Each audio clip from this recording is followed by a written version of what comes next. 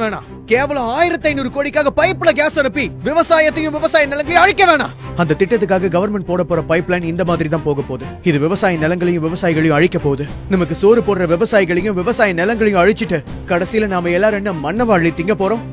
நம்ம தமிழ்நாடு விவசாயத்தையும் விவசாயிகளையும் கார்ப்பரேட் காரன் கொஞ்சம் கொஞ்சமா அழிச்சுக்கிட்டே வரான். இதுல அசிங்கமான விஷயம் கவர்மெண்ட்டும் அவங்களுக்கு ஒத்து போகுது. அந்த பைப்லைனை வேற ஒரு இடத்துல போட்டு ஏற்பட்ட விபத்து இது. பெங்களூருக்கும் இடையில அந்த பைப்லைன் போக கூடாதுன்னு நம்ம நினைக்கிறதுக்கான காரணம் இதுதான். அவங்க தேவைக்கு இப்ப நம்ம பலியாடு. அந்த நிறுவனத்தோட கவனக்குறைவால போன வருஷம் ஒரு கிராமமே ஆந்திராவில் அழிஞ்சு போச்சு. இந்த விஷயங்களை பத்தி தமிழருக்கோ இல்ல தமிழ்நாட்டுல இருக்கவங்களுக்கும் இன்னும் சரியா தெரிய வரல. ஏன்னா இதை தெரிஞ்சுக்கிறதுக்கு நம்ம ஆர்வம் காட்ட மாட்டோம். ஏன்னா ஒவ்வொரு விஷயத்திலையும் பட்டு திருந்துறது தானே நம்ம பழக்கமே. இந்த நிலை சீக்கிரம் மாறணும்.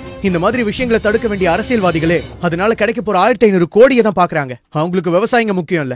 நாமளும் அதே மாதிரி இருக்கணுமா என்ன? யாரோ விவசாயி யாரோ இழந்தன போதுன்னு நாம நினைச்சா நாளைக்கு இதே மாதிரி நமக்கும் நடக்கும். அப்ப மத்தவங்களும் நம்மள பார்த்து நிச்சயமா இதே மாதிரி தான் நினைப்பாங்க. நமக்கு யாரும் வர மாட்டாங்க. அந்த பைப்லைன் நார்மலா போக வேண்டிய வழி இதுதான். ஆனா கர்நாடகா காரங்க அதை மேங்களூர் டு பெங்களூர் ரூட்டுக்கு கொண்டு போக வேணான்னு முடிவு பண்ணதுனால அது நம்ம ஊருக்குள்ள போட பாக்குறாங்க. கிட்டத்தட்ட அவங்க தேவைக்காக நம்மள பலியாடாக்க பாக்குறாங்க. இது மாதிரியான திட்டங்கள் ஆடம்பரம், விவசாயம் அத்தியாவசியம்.